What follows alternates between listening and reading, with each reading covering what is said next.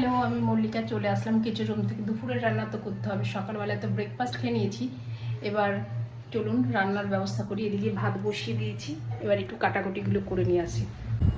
সকালে ব্রেকফাস্ট খাওয়ার পরে এবং দুপুরের রান্না তো একটা করতে হবে, তার জন্য এখানে ভেন্ডি ভাজা হবে, পটল হবে, তা ধুয়ে নিয়েছি, এটা ভাজা হবে। আর এইদিকে একটু সোয়াবিন আলুর তরকারি রান্না করবো, বেশ ঝাল ঝাল লাল লাল করে, নিরামিষ, একদম নিরামিষ। তার জন্য আদা, কাঁচা লঙ্কা, ধনিয়া পাতা, টমেটো আর আলু বের করে নিয়েছি। এদিকে কেটে ধুয়ে বেছে নিয়ে এসেছি, একটু ভেন্ডি ভাজবো, পটল ভাজবো আর আলু কেটে নিয়ে এসেছি। আর এখানে আদা, কাঁচা লঙ্কা, ধনেপাতা, নিরামিষ রান্না হবে, সয়াবিন আলুর তরকারি, তাই কেটে নিয়ে চলে এসেছি। এইদিকে আলুটা বেশ করে ভাজা হয়ে গেছে। আলুটা আগে ভাজলাম কেন, এইটা আগে ভাজতে পারতাম। আলুটা ভাজলাম কি হলুদ দিয়ে ভাজবো, নুন দিয়ে আলুটা ভাজবো না, কড়া করে ভাজবো বলে, না নুন দিলে করে লেগে যাবে। এর জন্য এই সোয়াবিন বের করে রেখেছি, সোয়াবিনটাও ভাজবো। সোয়াবিন আমি কিন্তু ভিজিয়ে রান্না করি না, আমি ডাইরেক্ট ভেজে রান্না করি, খুব স্বাদ লাগে খেতে। এগুলো মশলা করে নিয়েছি, আদা, কাঁচা লঙ্কা, ধনেপাতা, টমেটো, এটা মশলা, ভাজা মশলা অ্যাড করবো। ভাত তো প্রায় হয়ে এসছে, এই শুরু হচ্ছে রান্না। এই দেখুন আলুটা পুরো ভাজা হয়ে গেছে এবং সোয়াবিনটাও তেলের মধ্যেই ভেজে নিচ্ছি। আপনারা ভাবেন হয়তো অনেক তেল লাগে, না অনেক তেল লাগে না, বেশ সুন্দর ভাজা হবে, ভেজে তুলে নেবো।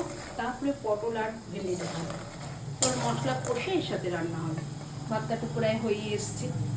এদিকে ভেন্ডি ভাজা হয়ে গেছে প্রায়, আর পটলও ভেজে ফেলেছি, সোয়াবিন আলুও ভাজা হয়ে গেছে, মশলা তো আগে হয়ে গেছে। ভেন্ডি ভাজাটা আমার খুব ভালো লাগে। আমাদের বাড়িতে আমার হাজবেন্ড বলুন, মেয়ে বলুন, খুব একটা পছন্দ করে না।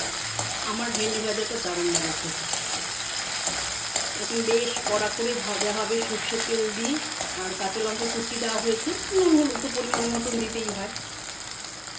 এটা ভেজে এবার মশলাটা কষে নেব, তারপর হচ্ছে সোয়াবিনটা রান্না করব।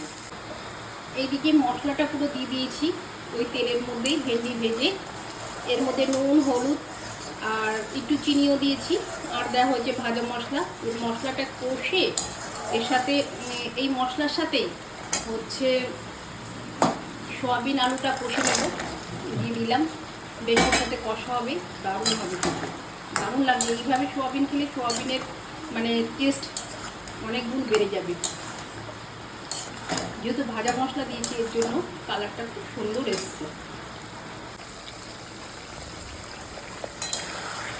একদম মশলার সাথে এইভাবে সুন্দর করে কষে নেব এবং লাল লাল ঝাল ঝাল তরকারি হবে, খুব টেস্টি হয়।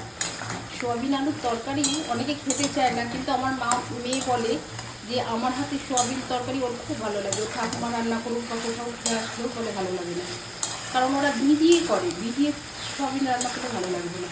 কালার দেখলেই মনে হচ্ছে যে খেতে খুব সুন্দর হবে।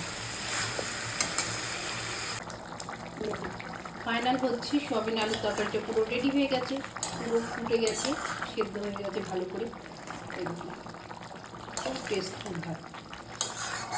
তা আজকে এখানে রাখছি, বাই।